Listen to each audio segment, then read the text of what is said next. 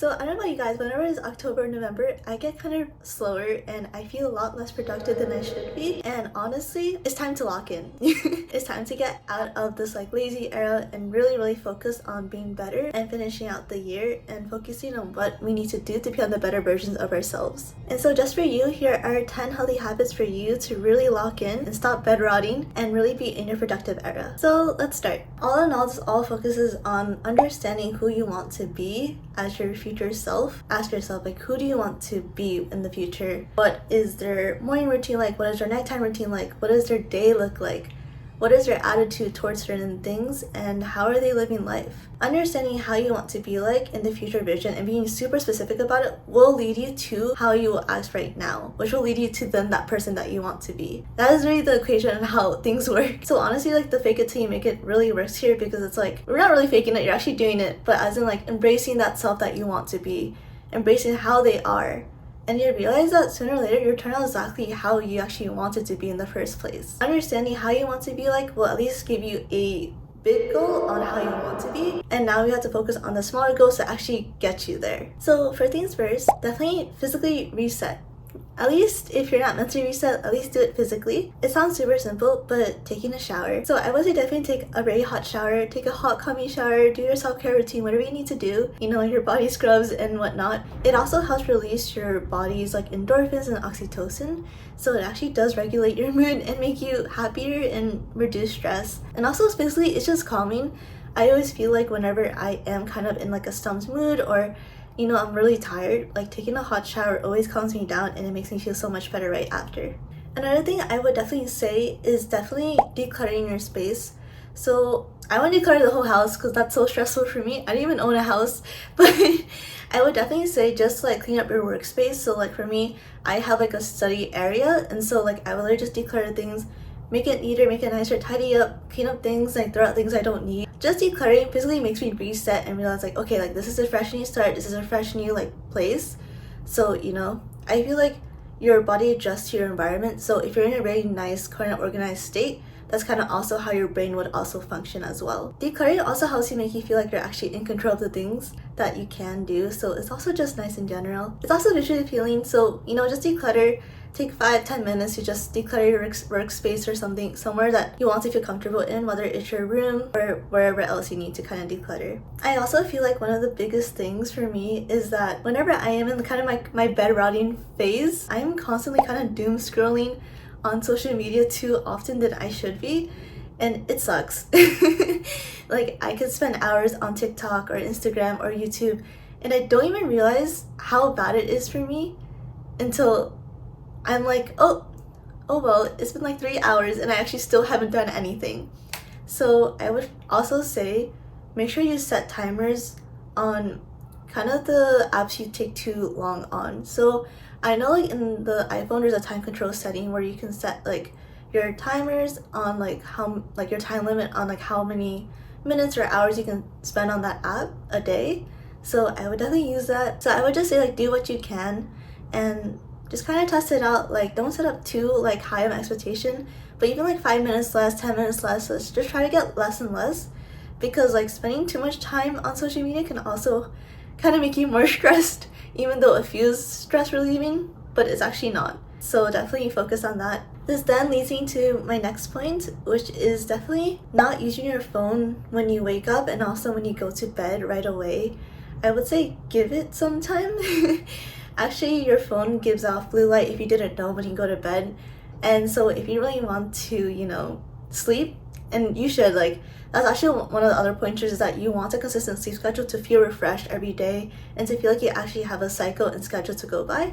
So like, don't look at your phone maybe like 30 minutes to an hour before you go to bed, because it would actually make your body more awake because of the blue light. And also when you wake up, whenever I wake up, I always have this thing where it's like, don't look at your phone for the first 15 to 20 minutes, because I feel like that also distracts your brain and you kind of set your day based on how you wake up. So if you wake up and you're already scrolling through social media and you see a sad reel and you start crying like I do, it really ruins your day. So definitely, like, take your mindfulness, take your time to really just care about you, like prioritize yourself. One of the things that are definitely like non-negotiable for me is like, whenever I wake up, I have to have a purpose, like one thing to just instantly like get me up, get me like happy, whether or not that's just like eating your favorite food or listening to your favorite music, reading your favorite book, like whatever that may be. Take that 15 to 20 minute like self-care time to just focus on you, and it would really help freshen you up and just motivate you throughout the day. And so then this also leads me to the morning time. You don't have to wake up early like I do. Sometimes like I realize that like for me, I'm a more morning person, so I like to go to bed early and wake up earlier. But if you're a night owl, then use that. Like your schedule should be based off of who you are and how you work. So like it's also based on your like energy levels throughout the day. So definitely focus on that. But please have a consistent sleep schedule no matter what kind of energy level you have. But so one of the biggest non-negotiables I ever have in my life is definitely planning things in advance. So this relates to time management. Definitely have time management skills. I would plan everything in advance and do them all in advance, so I am less stressed out, and it would also help me prevent, like bed rotting and just thinking about life. I realized that when I get so stressed, for me, like my automatic body response is to really just like shut down completely. Like everybody has different body responses in terms of stress, but for me personally, this is also just understanding who you are and how you react to stress. But for me, like I kind of just shut down, and then I just get anxious about me shutting down, and I get anxious about like, why am I being so unproductive right now? And then like this is this whole cycle. So I totally understand like if you are the same like me, and like you just shut down when you're stressed.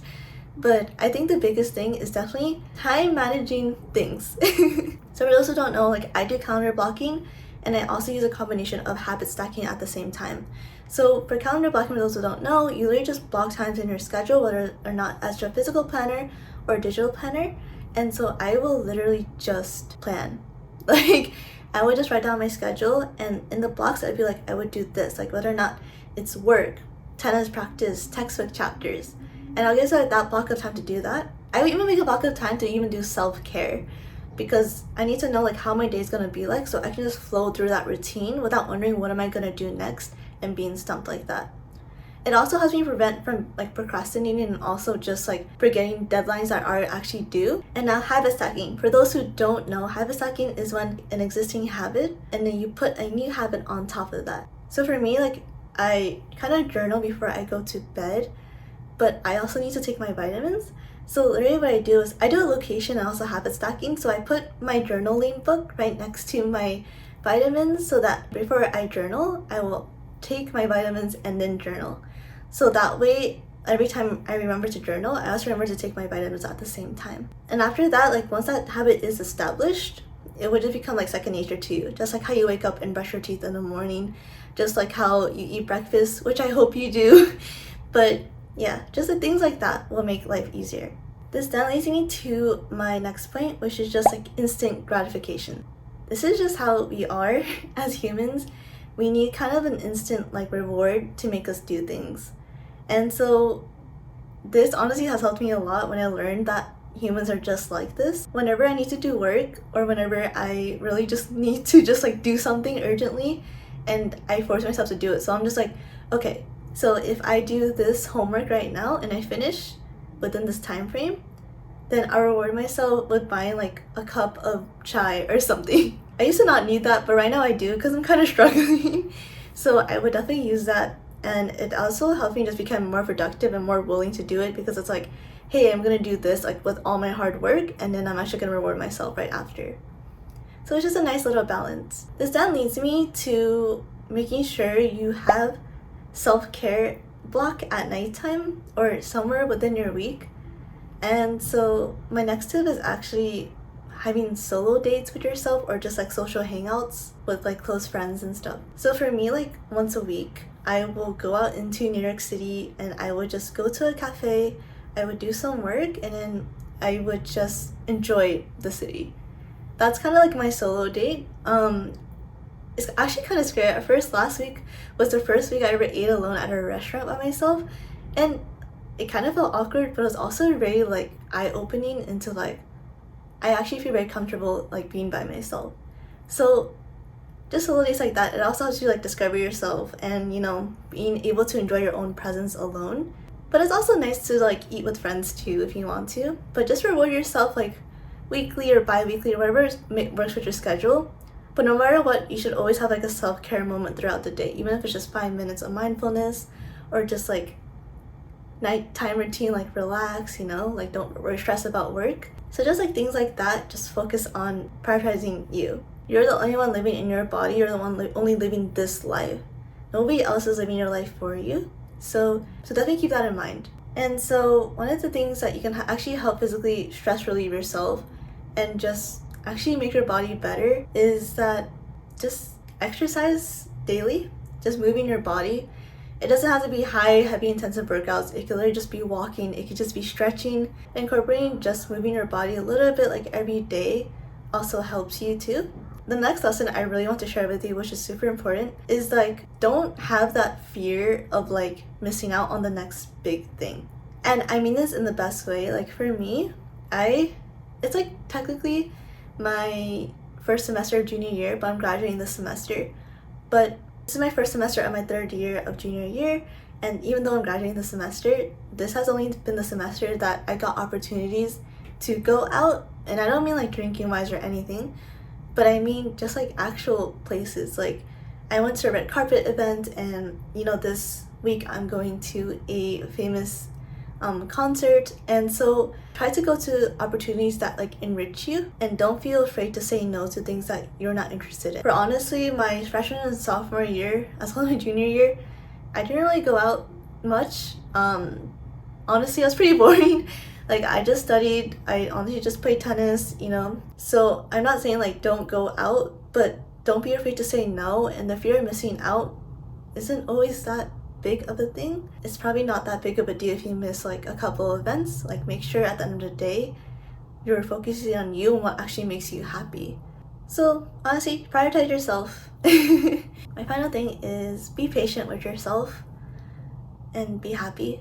When you're more patient with yourself and you realize you're doing the best that you can right now, you realize like how much life has to offer you. Like for me, I have a very optimistic mindset, which I think helps me enjoy life more, because it's like I see opportunities, I'm really grateful for opportunities, and I kind of try to see things in an open light and open perspective. And so I mean this like with all my heart, is that just try to enjoy it. Like enjoy what you have right now, try to enjoy life. And even through the hardships, I feel like hardships teach you a lot about yourself. Even though it sucks, and like not to invalidate or anything, like it definitely does suck, but just enjoying the fact that you can survive this, and you have survived this, and you've gotten this far. So don't give up on yourself now. Your life is a process, it's a journey. To reach your goals or anything that you're looking for, you have to continue to grow and level up yourself as well. Just trust yourself.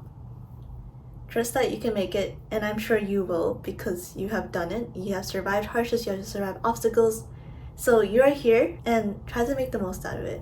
Thank you so much guys for watching. Thank you for over 200 subscribers if I haven't said it already. Comment down what you want to incorporate this year and let me know what you want to see next. And if you haven't already, please subscribe, it really helps out the channel. And see you guys next time.